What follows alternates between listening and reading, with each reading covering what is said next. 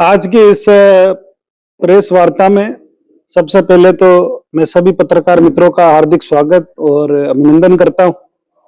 साथ ही जो आज की प्रेस वार्ता है उसका मुख्य बिंदु है अभी हाल ही के अंदर मानसून सत्र के दौरान जो विधानसभा का चतुर्थ सत्र था उसके दौरान हमारी भजनलाल जी की सरकार, माननीय मुख्यमंत्री आदरणीय भजनलाल जी ने धर्मांतरण के विरुद्ध बिल विधानसभा में पास हुआ था और विधानसभा में बिल पास होने के बाद हमारी राजस्थान सरकार जहां जहां भी जबरन धर्म परिवर्तन के मामले सरकार के संज्ञान में है, वहां वहां हमने त्वरित कार्रवाई करी राजस्थान के अंदर। अगर हम इस धर्मांतरण के खिलाफ जो बिल लाने की सरकार को आवश्यकता क्यों पड़ी, अगर इसके मैं पीछे जाऊंगा तो लंबे समय तक राजस्थान प्रदेश के अंदर जब जब भी कांग्रेस पार्टी की सरकार रही तब तब राजस्थान के अंदर ये धर्मांतरण के मामले बढ़ते गए और हाल ही के अंदर आपने देखा होगा कि कांग्रेस पार्टी के प्रदेश अध्यक्ष गोविंद सिंह जी डोटासरा की विधानसभा लक्ष्मणगढ़ के अंदर एक मुस्लिम युवक नेछवा थाने के पोटादा गांव की एक दलित लड़की को बेला फुसला कर भगा ले गया। इसका प्रकरण पुलिस में दर्ज है और पुलिस कार्रवाई कर रही है।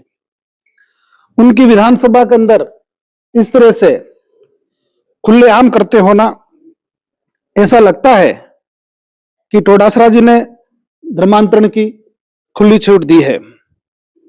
मैं कांग्रेस के नेता डोटासरा जी को बताना चाहता हूं कि एक धर्म जब जबरन धर्मांतरण के प्रति प्यार मोहब्बत की जो मंशा है वो अब नहीं चलने वाली है।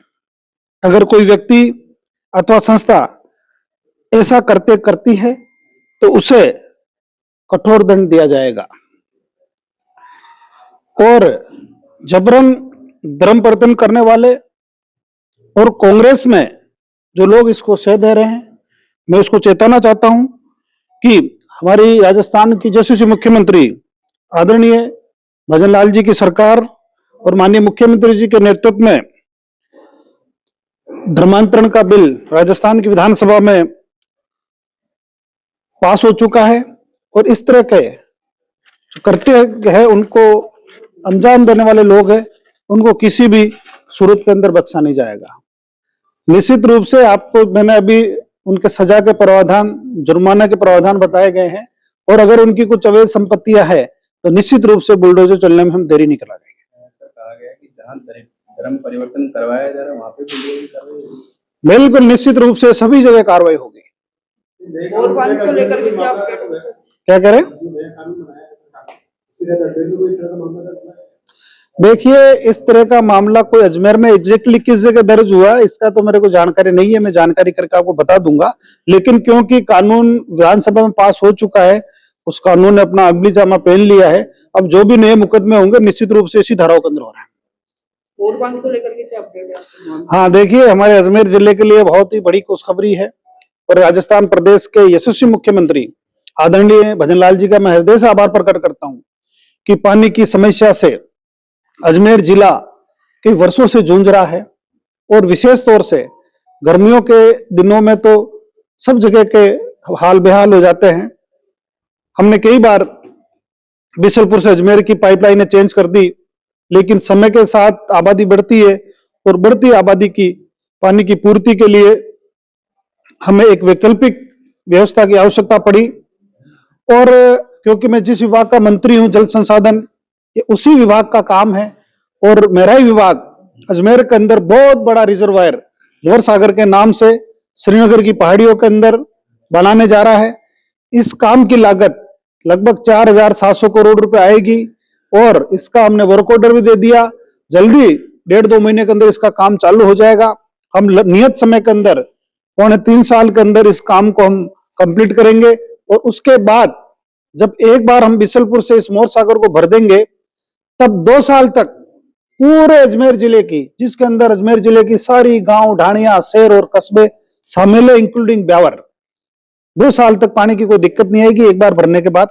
इस तरह से इसके आगे भी हमने इसको डीपीआर में पुष्कर सरोवर है उसको भी जोड़ेंगे। इसके अलावा भी अजमेर के जो बड़े बांध है सेकंड फेज के अंदर इस मोर सागर से, उनको भी जोड़ेंगे ताकि बरसात के दौरान वो भी लबालब भरे रहे। और हमारे लिए सुखद सहयोग है, इंद्र देवता का आशीर्वाद है कि हमारे अजमेर के आसपास जो कभी एक पर्यटक की पहचान हुआ करते थे, चाहे वो बीर का तालाब हो, चाहे हमारा वरुण सागर हो, लगभग सब भर के और ओवरफ्लो हुए हैं। हमारा काइड का जो तालाब है वो भी 40 वर्षों बाद भरा है और अजमेर जिले के अधिकांश जो बांध है वो लगभग भर चुके हैं।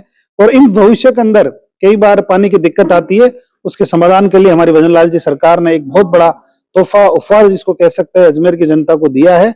और इससे निश्चित रूप से आने वाले समय के अंदर जो पीने के पानी की समस्या है उसका सदा के लिए निजात मिलेगा। इसके अलावा भी सिंचाई के लिए भी पानी मिले, इसका भी हमने प्रावधान रखा गया है। उस सेकंड फेज के अंदर हमारे अजमेर जिले के जितने भी बड़े बांध है उसको इस परियोजना से हम जोड़ेंगे। या तो जेल जाए या फिर राज्य से बाहर चले जाए, ये हमारी भजनलाल जी सरकार का दृढ़ निश्चय है।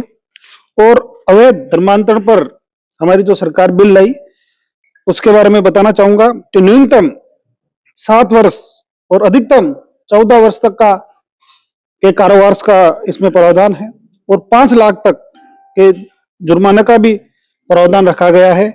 और इस कानून में गैर जमानती धाराओं का प्रावधान किया गया है। और अगर नाबालिग, दिव्यांग, महिलाएं, SC, ST वर्ग के पीड़ित के विरुद्ध ऐसा कोई अपराध करने पर न्यूनतम 10 वर्ष और अधिकतम 20 वर्ष के कारावास और न्यूनतम 10 लाख रुपए के जुर्माने से दंडित किया जाएगा। और सामूहिक धर्म परिवर्तन पर न्यूनतम 20 वर्ष और अधिकतम कारावास की सजा और न्यूनतम 25 लाख रुपए के जुर्माने का प्रावधान इसमें रखा गया है। धर्म परिवर्तन करने वाली विदेशी संस्थाएं वे अवैध संस्थान से धन प्राप्त करने पर न्यूनतम 10 वर्ष और अधिकतम 20 वर्ष के कारावास एवं न्यूनतम 20 लाख रुपए के जुर्माने का प्रावधान रखा गया है। भय, बल, विवाह का वादा,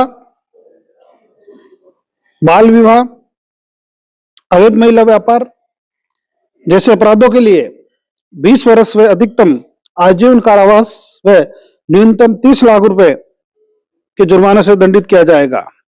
इस तरह से इस कानून के तहत अलग अलग धाराओं में अलग अलग कठोर सजा और जुर्माने का प्रावधान रखा गया है। तो आपके माध्यम से मैं बताना चाहता हूं कि ऐसे कृत्य को अंजाम देने वाले लोगों को सावधान हो जाना चाहिए। और मैं पुनः दोहराता हूं कि हमारी भजनलाल सरकार ऐसे कृत्य करने वाले को किसी भी सूरत के अंदर हमारी सरकार बख्शने वाली नहीं है। देखिए, ऐसा है कि सजा तो न्यायालय देता है। राजस्थान की विधानसभा के अंदर कानून बन गया, सदन ने कानून को पास कर दिया और अब जो भी नई FIR दर्ज हो रही है इसी कानून के तहत होती है।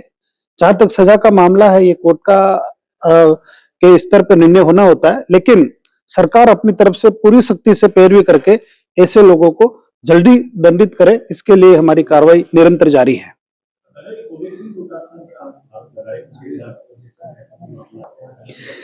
देखिए, ऐसा है, मैंने जैसे पहले भी कहा था कि राजस्थान प्रदेश के अंदर जब जब भी कांग्रेस पार्टी की सरकारें रही है तब तक इस तरह के मामले आम बात हो गई। इस तरह के मामले भारत में अगर आप पुलिस के आंकड़े उठा के देखो तो इस तरह के मामले आपको कहीं अधिक मिलेंगे। और हाल ही के अंदर कांग्रेस के प्रदेश अध्यक्ष गोविंद सिंह डोटासरा जी की विधानसभा के अंदर खुल्लम खुल्ला एक मुस्लिम युवक ने एक दलित बालिका को